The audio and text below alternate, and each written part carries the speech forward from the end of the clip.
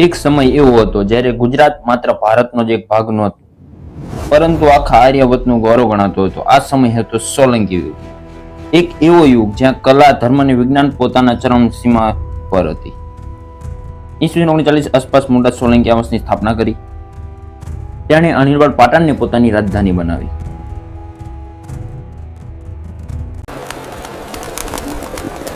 ગુજરાતની સમૃદ્ધિ, શાંતિ અને શૌર્યનો નવો યુગ આપ્યો.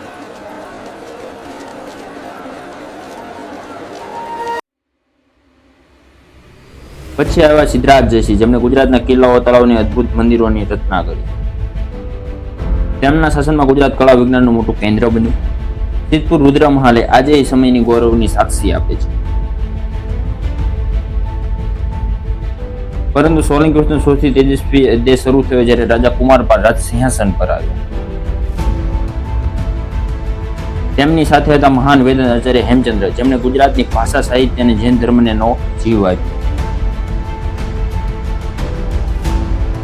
કુમારપાળ યુગ ધર્મ જ્ઞાનની યુગ તરીકે ઓળખાય છે.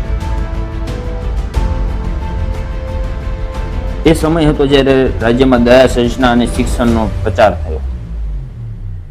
મંદિરોનો શિલ્પકલા બોલતી હતી અને લોકોના હૃદયમાં માનવતા વસતી હતી.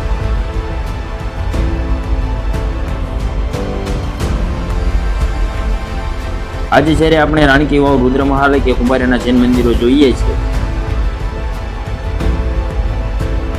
ત્યારે લાગે છે કે પથ્થરો પણ એ યુગની કહાની કહે. એ સમય હતો જ્યારે ગુજરાતનો સુવર્ણ યુગ એવું ગર્વની વાત હતી. આવો આજના ગુજરાતને પણ એ જ ગૌરવ જીવત રાખીએ. આપણા ઇતિહાસથી પ્રેરણા લઈને ફરી એકવાર દુનિયાને બતાવીએ કે